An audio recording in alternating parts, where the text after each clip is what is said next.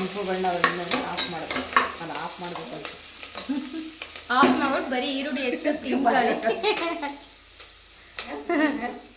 ಅದೇ ನೋಡೋ ಬದೇ ತಡಿಯ. ಏಯ್ ಬೀರು ಸಾರು ಮಾಡುವಾಗ ಗರಡಿ ಮಾಡಬೇಡ, ಡಿಸ್ಟರ್ಬ್ ಮಾಡಬೇಡ. ಅಲ್ಲೋ ಕುಪ್ಪಿರು ಬರ್ತಾವೆ, ಪಾಠ ಹೇಳ್ಕೊಡ್ತಾರೆ.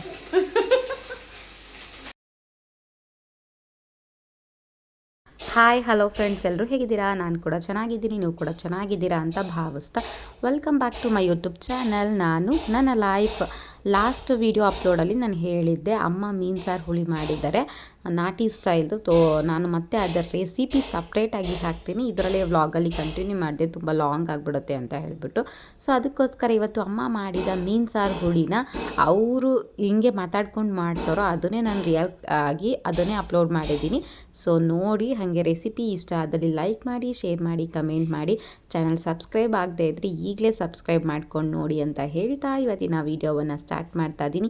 ಮೀನು ಸಾರು ಹುಳಿ ತುಂಬ ರುಚಿಯಾಗಿತ್ತು, ಮಾತ್ರ ಸಖತ್ತಾಗಿತ್ತು. ಮಿಸ್ ಮಾಡ್ಕೋಬೇಡಿ, ಪೂರ್ತಿ ಬ್ಲಾಗನ್ನು ನೋಡಿ, ಪೂರ್ತಿ ವಿಡಿಯೋವನ್ನು ನೋಡಿ, ರೆಸಿಪಿಯನ್ನು ನೋಡಿ ನೀವು ಮನೆಯಲ್ಲಿ ಮಾಡಿಕೊಂಡು ಟ್ರೈ ಮಾಡಿ ಅಂತ ಹೇಳ್ತಾ ಇವತ್ತಿನ ರೆಸಿಪಿಯನ್ನು ಮೀನು ಸಾರು ಹುಳಿ ನಾಟಿ ಸ್ಟೈಲಲ್ಲಿ ಹೆಂಗೆ ಬರುತ್ತೆ ನೋಡೋಣ ಬನ್ನಿ. ಫಸ್ಟಿಗೆ ಅಮ್ಮ ಏನು ಮಾಡ್ತಾ ಇದ್ದಾರೆ?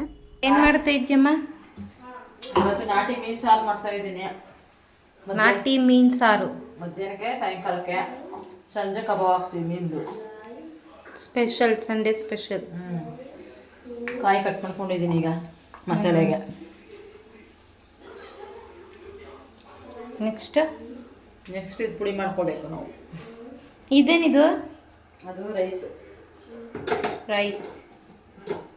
ಅದು ಆ ಥರ ಮೀನು ತೊಳೆದು ಉಪ್ಪು ಹಾಕಿ ಅರ್ಶಿನ ಹಾಕಿ ಇಟ್ಟಿದ್ದೀನಿ. ಚೆನ್ನಾಗಿ ಬಿಡಿತದೆ, ಸ್ವಲ್ಪ ಲೈಟಾಗಿ ಉಪ್ಪು ಅರಿಶಿನ, ಮೀನು ತೊಳೆದ್ಬಿಟ್ಟು ಅರಿಶಿನ ಉಪ್ಪು ಹಾಕಿ ನೆನೆಸಿಕ್ಕಿರೋದು. ಈ ಥರ ಜಾಸ್ತಿ ಮಸಾಲೆ ಇಲ್ಲ, ಸಾಂಬಾರು ಪುಡಿ ಹಾಕಿ ಮಾಡೋದು ನಾವು. ಸುಮ್ಮನೆ ಶುಂಠಿ ಒಂದು ಚಿಂಚು ಅಷ್ಟೇ, ಶುಂಠಿ 2 ಲವಂಗ,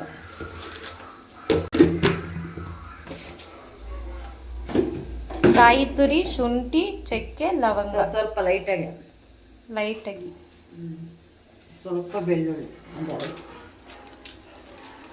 ಯಾಕೆಂದರೆ ಧನ್ಯ ಪುಡಿ ಹಾಕಿ ಮಾಡೋ ನಾವು. ಮೀನು ಸಾರಿಗೆ ಧನಿಯಾ ಪುಡಿ ಹಾಕೋದು ಒಬ್ಬೊಬ್ರು ಒಂದೊಂಥರ ಹಾಕ್ತಾರೆ. ನಮ್ಮಲ್ಲಿ ನಮ್ಮಮ್ಮ ನಮ್ಮ ಅಜ್ಜಿ ಮಾಡ್ತಿರೋದು ಈ ಥರ, ನಾನು ಈ ಥರ ಮಾಡ್ತಾಯಿದ್ದೀನಿ. ಬೆಳ್ಳುಳ್ಳಿ 1-2 ಇದ್ದು, ಸಾಂಬಾರು ಪುಡಿ ಮಾಮೂಲಿ ಹಾಕೋದು. ಪುಡಿ ಸಾಕು 3-4 ಬೆಳ್ಳುಳ್ಳಿ ಇದ್ದು, ಒಂದು ದಪ್ಪದು ಈರುಳ್ಳಿ,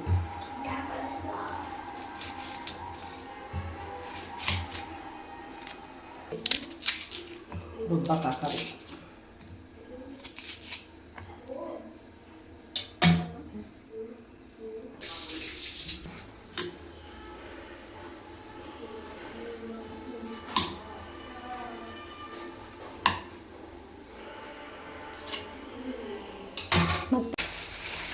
ಕಡಲೆ ಟೇಸ್ಟ್ಗೆ ಹುರ್ಗಡ್ಲೆ 4,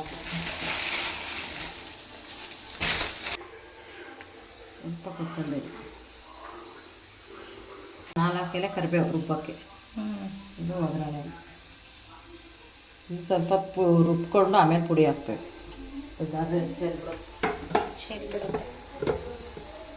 ಪುಡಿ ಧನಿಯಾ ಪುಡಿ ಹಾಕಿ ಕೂಡ ಮಾಡ್ಬೋದು.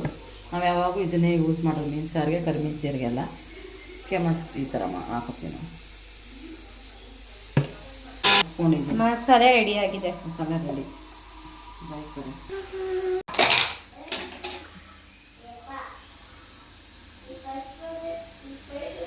ಮೀನು ಎಣ್ಣೆ ಬಿಟ್ಕೊತಿದೆ, ಚರ್ಬಿ ಇರುತ್ತೆ, ಅದಕ್ಕೆ ಸ್ವಲ್ಪ ಆಯಿಲ್ ಹಾಕ್ಬೇಕು.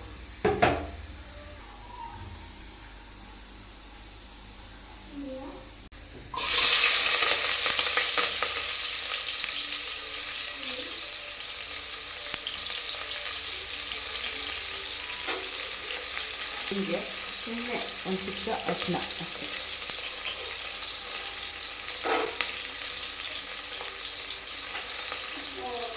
ಸ್ವಲ್ಪ ಅಲ್ಲಾಡ್ತೀವಿ.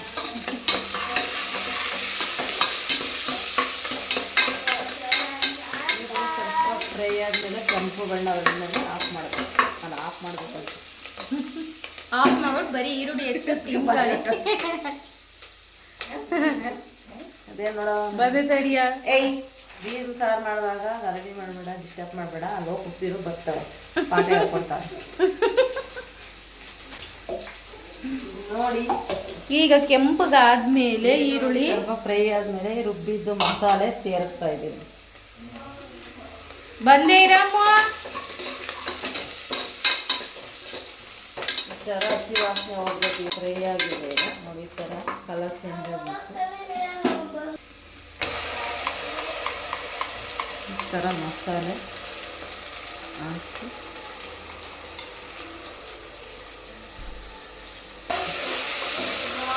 ಖಾರ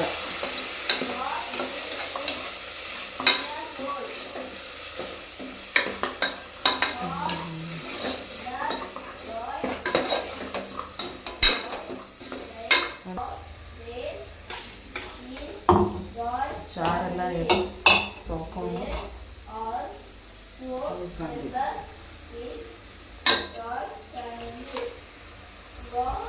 ನಮ್ಮ ಸಾಂಬಾರಿಗೆ ಎಷ್ಟು ಬೇಕು ಎರಡು ಟೈಮ್ಗೆ ಎತ್ತಿಸ್ಕೊಬೇಕು. ಹುಣಸೆ ಹುಳಿದೇನೆ ಹಾಕ್ಲಿಲ್ವಲ್ಲ, ಅದೆಷ್ಟೋ ನೋಡೋಣ. ಹಿಂಗೆ ಪುಟಕ ಪುಟಕ ಅಂತೀವಿ ಅಂತ ಹಿಂಗೆ ಅನ್ಕೊ ಬರ್ತಾರೆ. ಮೀನು ಸಾರು ತೆಳ್ಳಿಗೆ ಬೆಳ್ಳಕ್ಕೂ ಇರಬೇಡ್ದು, ಅತಿಯಾಗಿ ಗಟ್ಟಿಗೂ ಇರಬೇಡ್ದು, ಮೀಡಿಯಮ್ ಆಗಿರಬೇಕು. ನಾವು ಬೇಳೆ ಸಾರು ಹೆಂಗೆ ಮಾಡ್ಕೊಂಡಿರ್ತೀವಿ ಮೀನಿಗೆ ಉಪ್ಪು ಹಾಕಿರ್ತೀವಿ ಸ್ವಲ್ಪ.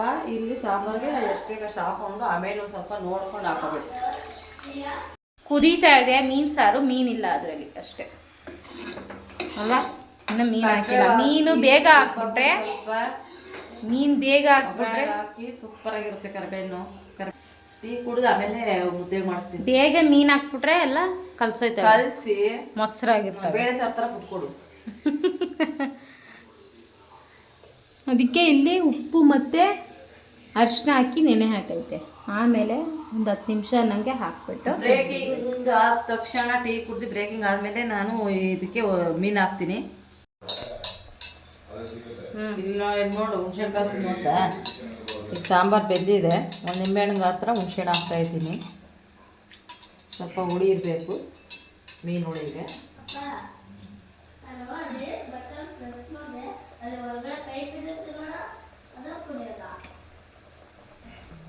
ಹೋಗ್ತಾ ಆಗ್ತದೆ.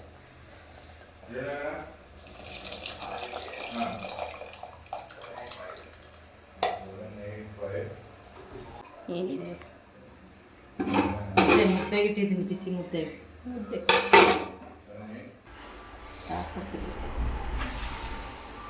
ಬಾ ಸಾಕು ಸರ. ಈಗ ಫಿಶ್ ಹಾಕುವ ಸಮಯ. ಮೇಲೆ ಮೇಲೆ ಎತ್ಕೊಂಡು ಹಾಕಬೇಕು. ಮೀಡಿಯಂ ಫ್ಲೇಮಲ್ಲಿ ಮೀನು ಬೇಯಿಸ್ಬೇಕು. ಮೀನು ಬೇಯಿಸ್ಬೇಕು. ಯಾವಾಗ್ಲೂ ಜಾಸ್ತಿ ಉರಿ ಮಾಡ್ಕೊಂಡ್ರೆ ಎಲ್ಲ ಹೊಡೆದೋಗುತ್ತೆ, ಬೆಂದೋಗುತ್ತೆ. ಒಂದು 5-6 ನಿಮಿಷ ಸಣ್ಣ ಉರಿಲಿ ಮೀನು ಬೇಯಿಸ್ಕೊಳ್ಳಿ. ತಲೆ ತಿನ್ನಿ, ಬುದ್ಧಿ ಚುರುಕಾಗುತ್ತೆ. ಕೊಡಿ ನಿಮ್ಗಿಂತ ನನ್ನ ಫೋನ್ ಬಂತು, ಬುದ್ಧಿ ಚುರುಕಾಗುತ್ತೆ. ನನ್ನ ಫೋನ್ ಇಲ್ಲೇ ಐತೆ. ಮೀಡಿಯಮಾಗಿ ಬೇಯಿಸ್ಕೋಬೇಕು. ನಾವು ಜಾಸ್ತಿ ಕೈ ಆಡಬಾರ್ದು, ಮುಚ್ಚಿಡ್ಬೇಕು. ಸಣ್ಣ ಉರಿಲಿ ಬೇಯಬೇಕದು. 5-6 ನಿಮಿಷ ಆಯಿತು. ಇವಾಗ ಮೀನು ಹಾಕಿ ನೋಡಿ, ಎಲ್ಲೂ ಕಳಿಸಿಲ್ಲ. ಇದೇ ಥರ ಬೇಯಿಸ್ಕೋಬೇಕು. ಬೆಂದೋದ್ರೆ ಚೆನ್ನಾಗಿರಲ್ಲ, ತಿನ್ನಕ್ಕೆ ಸರಿ ಸಿಗಲ್ಲ. ಇದೇ ಮೀಡಿಯಮಲ್ಲಿ ಸಾಂಬಾರು ಕೂಡ ಮೀನು ಕೂಡ ಇದೇ ಥರ ಕಡ್ಕಡಿಯಾಗಿರಬೇಕು ನೋಡಿ. ಸ್ವಲ್ಪ ಬೆಂದಿಲ್ಲ ಅಷ್ಟೇ. ಇದೇ ಆಯಿತು ಮೀನು ಸಾಂಬಾರು. ರುಬ್ಬಕ್ಕೊಂದು ಸ್ವಲ್ಪ ಹಾಕಿರ್ತೀವಿ, ಫ್ಲೇವರ್ಗೊಂದು ಸ್ವಲ್ಪ ಫ್ಲೇವರ್ಗೂ ಗಮ್ಮನಂಗೆ ಸ್ವಲ್ಪ ಕೊತ್ತಂಬರಿ ಉದುರಿಸಿ ಬಿಟ್ಬಿಡಿ. ಸಾಕು, ಹಾಫ್ ಇದೆ. ಸ್ವಲ್ಪ ಹಾಕ ನೋಡ್ತೀಯಾ? ಬೇಡ. ಸೊ ನೋಡಿದ್ರಲ್ವ ಫ್ರೆಂಡ್ಸ್ ಹೆಂಗೆ ಮಾಡಿದ್ರು ಅಮ್ಮ ಮೀನು ಸಾರು ಹುಳಿನ ಅಂತ. ಸೊ ನಾಟಿ ಸ್ಟೈಲ್ ಮೀನು ಹುಳಿ ತುಂಬ ಸಖತ್ತಾಗಿ ಮಾಡಿದರು ಮತ್ತು ಟೇಸ್ಟ್ ಅಂತೂ ಸೂಪರಾಗಿತ್ತು. ನನಗಂತೂ ತುಂಬ ಇಷ್ಟ ಆಗಿಬಿಡ್ತು. ಆ್ಯಕ್ಚುಲಿ ಹೇಳಬೇಕಂದ್ರೆ ಜಾಸ್ತಿ ಮೀನು ಸಾರು ತಿಂತಾನೇ ಇರಲಿಲ್ಲ ನಾನು ಆವಾಗ ಚಿಕ್ಕ ವಯಸ್ಸಿಂದ. ಇವಾಗ ಸ್ವಲ್ಪ ಅಮ್ಮ ಮಾಡೋದು ಇವಾಗ ಈ ರೀತಿ ನೋಡಿಬಿಟ್ಟು ನಾನು ಇವಾಗ ತಿನ್ನೋಕ್ಕೆ ಸ್ಟಾರ್ಟ್ ಮಾಡಿರೋದು. ಇವಾಗಂತೂ ತುಂಬಾ ಇಷ್ಟ ಆಯಿತು. ಒಂಚೂರು ಕೂಡ ಸ್ಮೆಲ್ಲು ಕೌಸ್ ಅಂತಾರಲ್ಲ ಅದು ಏನೂ ಇರಲಿಲ್ಲ. ತುಂಬ ಸಖತ್ತಾಗಿತ್ತು, ಟೇಸ್ಟಿಯಾಗಿತ್ತು. ಚಿಕ್ಕ ಮಕ್ಕಳು ಕೂಡ ಆರಾಮ್ಸೆ ತಿಂತಾರೆ, ಅಷ್ಟು ರುಚಿಯಾಗಿತ್ತು. ಸಿಂಪಲಾಗಿ ಈಸಿಯಾಗಿ ಕ್ವಿಕ್ಕಾಗಿ ಬೇಗ ಟೇಸ್ಟಿಯಾಗಿ ಮಾಡ್ಕೊಬೋದು. ಸೊ ನೀವು ಕೂಡ ಟ್ರೈ ಮಾಡಿ ನೋಡಿ. ಹಾಗೆ ನಮ್ಮ ಚಾನಲ್ಗೆ ಸಪೋರ್ಟ್ ಮಾಡೋದನ್ನ ಮರಿಬೇಡಿ ಫ್ರೆಂಡ್ಸ್. ಪ್ಲೀಸ್ ಲೈಕ್ ಮಾಡಿ, ಶೇರ್ ಮಾಡಿ, ಕಮೆಂಟ್ ಮಾಡಿ. ಹಾಗೆಯೇ ಇನ್ಸ್ಟಾಗ್ರಾಮಲ್ಲೂ ಕೂಡ ವ್ಲಾಗ್ಸ್ನ ಅಂದರೆ ಅಪ್ಲೋಡ್ ಮಾಡ್ತಾ ಇರ್ತೀನಿ. ಸೊ ಅದರಲ್ಲೂ ಕೂಡ ನೋಡಿ ಅಂತ ಹೇಳ್ತಾ, ಇವತ್ತಿನ ಮೀನು ಹುಳಿ ಸಾಂಬಾರು ರೆಸಿಪಿ ನಿಮಗೂ ಕೂಡ ತುಂಬಾ ಇಷ್ಟ ಆಗಿರುತ್ತೆ ಅಂತ ನಾನು ಭಾವಿಸ್ತಾ ಇದ್ದೀನಿ. ನಿಮ್ಮ ಫ್ಯಾಮಿಲಿ ಫ್ರೆಂಡ್ಸ್ ಜೊತೆ ಕೂಡ ಶೇರ್ ಮಾಡ್ಕೊಳ್ಳೋದನ್ನ ಮರಿಬೇಡಿ. ಸೊ ಊಟ ಇನ್ನೂ ಕಂಪ್ಲೀಟ್ ಆಗಿಲ್ಲ. ಮೀನು ಸಾರು ಹುಳಿ ಅಥವಾ ನಾನ್ ವೆಜ್ ಏನೇ ಇದ್ದರೂ ಅಷ್ಟೇ ನಮ್ಮ ಗೌಡಸ್ಗಳಿಗೆ ಊಟ ಕಂಪ್ಲೀಟ್ ಆಗೋದು ಯಾವಾಗ? ವಿಳ್ಯದೆಲೆ ಅಡಿಕೆ ಇದ್ದಾಗಲೇ ನಮ್ಮ ಊಟ ಕಂಪ್ಲೀಟ್ ಆಗುವಂಥದ್ದು. ಸೊ ಊಟ ಆದಮೇಲೆ ಒಂದು ಸ್ವಲ್ಪ ವಿಳ್ಯದೆಲೆ ಅಡಿಕೆ ಹಾಕ್ಕೊಂಡ್ವಿ, ನೆಮ್ಮದಿ ಅನಿಸುತ್ತೆ, ಆರಾಮ್ ಅನಿಸುತ್ತೆ, ಊಟ ಕಂಪ್ಲೀಟ್ ಆಗುತ್ತೆ ಅನಿಸುತ್ತೆ. ಸೊ ಫ್ರೆಂಡ್ಸ್ ಮತ್ತೆ ಸಿಗ್ತೀನಿ ನಾನು ಇನ್ನೊಂದು ಇಂಟ್ರೆಸ್ಟಿಂಗ್ ವ್ಲಾಗ್ ಜೊತೆ. ಅಲ್ಲಿವರೆಗೂ keep watching, keep smiling. Thank you so much friends. Love you all. Bye.